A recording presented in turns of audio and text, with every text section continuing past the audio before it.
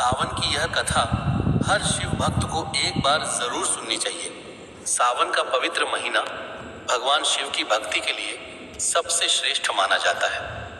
इस माह में वातावरण भक्तिमय हो जाता है।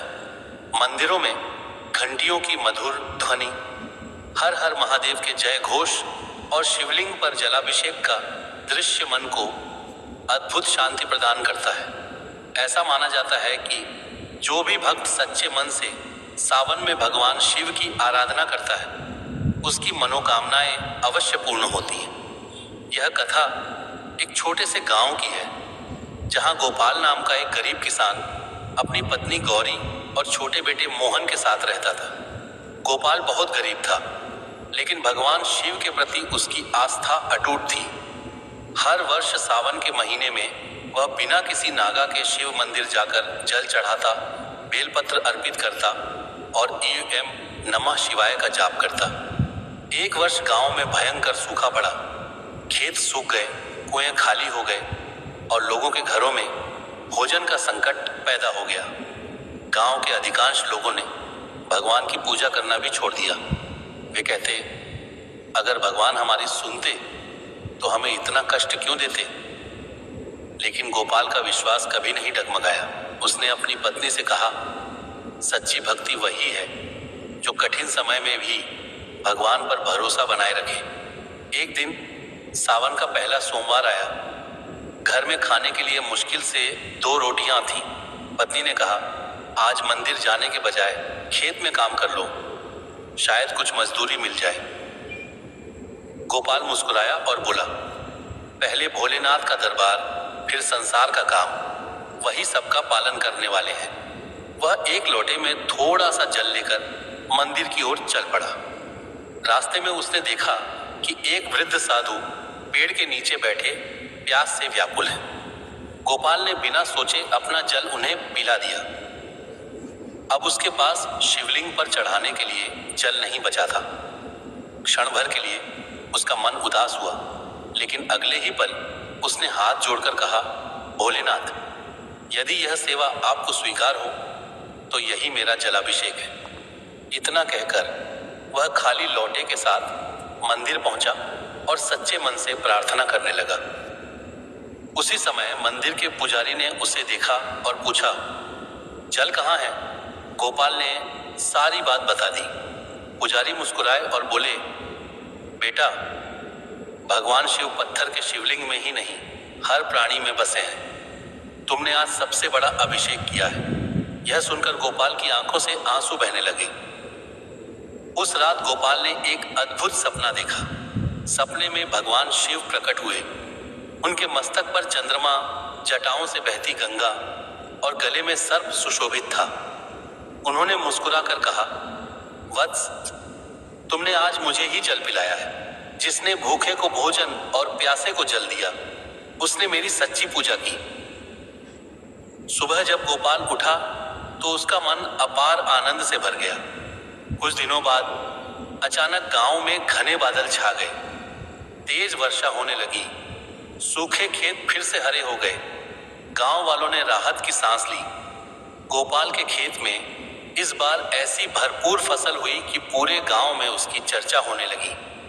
जिसने कभी 2 वक्त की रोटी के लिए संघर्ष किया था, वही अब दूसरों की सहायता करने लगा। एक दिन गांव का मुखिया उसके पास आया और पूछा, गोपाल, तुम्हारी सफलता का रहस्य क्या है? गोपाल ने विनम्रता से कहा, मेरी सफलता का रहस्य धन नहीं, भगवान शिव पर विश्वास है। समय बीतता गया। अगले सावन में गांव के लोग बड़ी संख्या में मंदिर आने लगे। अब वे केवल अपनी इच्छाएं लेकर नहीं आते थे, बल्कि सेवा और दया का भाव भी साथ लाते थे। गोपाल हर सोमवार मंदिर में प्रसाद बांटता और लोगों से कहता, केवल जल चढ़ाने से नहीं, मन को निर्मल बनाने से भोलेनाथ प्रसन्न होते हैं। एक दिन गांव में एक धनी व्यापारी आया। उसने मंदिर में सोने का बड़ा घंटा चढ़ाया और गर्व से बोला, इतना बड़ा दान किसी ने नहीं दिया होगा। उसी समय मंदिर के पुजारी ने मुस्कुराकर कहा, दान की कीमत उसके आकार से नहीं, भावना से होती है। व्यापारी को अपनी भूल का एहसास हुआ। उसने गोपाल से पूछा, सच्ची भक्ति कैसे करें? गोपाल ने उत्तर दिया, अहंकार छोड़कर, सत्य का पालन करके, दूसरों की सहायता करके और भगवान शिव का नाम लेकर। व्यापारी ने उसी दिन से अपना जीवन बदल लिया। कुछ समय बाद गांव में महामारी फैल गई। लोग भयभीत हो गए। गोपाल ने गांव वालों को एकत्र किया और कहा, डरने से नहीं, एक दूसरे की सहायता करने से संकट दूर होगा। सबने मिलकर बीमार की सेवा की, गरीबों को भोजन कराया और मंदिर में सामूहिक महामृत्युंजय मंत्र का जाप किया। धीरे धीरे गांव फिर सामान्य होने लगा।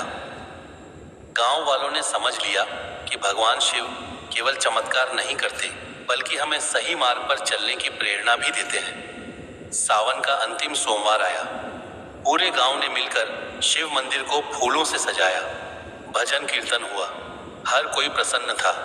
उसी रात मंदिर के पुजारी ने एक बात कही, भगवान शिव को महंगे आभूषण नहीं चाहिए, उन्हें चाहिए सच्चा हृदय, करुणा, सेवा, क्षमा और विश्वास। यह बात सभी के मन में बस गई। उस दिन के बाद गांव में कोई भूखा नहीं सोता था। लोग एक दूसरे की मदद करते थे। झगड़े कम हो गए और प्रेम बढ़ने लगा। गोपाल वृद्ध हो चुका था, लेकिन उसकी भक्ति पहले जैसी ही थी। एक दिन उसने अपने बेटे मोहन से कहा, बेटा, याद रखना, भगवान शिव से कभी केवल मांगना मत, पहले उनका धन्यवाद करना सीखो। मोहन ने यह बात जीवन भर याद रखी। वर्षों बाद वही मोहन गांव का सबसे सम्मानित व्यक्ति बना। लोग उससे पूछते कि उसके पिता ने उसे सबसे बड़ी सीख क्या दी थी। वह मुस्कुराकर कहता, भोलेनाथ तक पहुंचने का मार्ग मंदिर से होकर अवश्य जाता है, लेकिन उनकी कृपा तक पहुंचने का मार्ग सेवा, दया, विनम्रता और सच्ची श्रद्धा से होकर जाता है।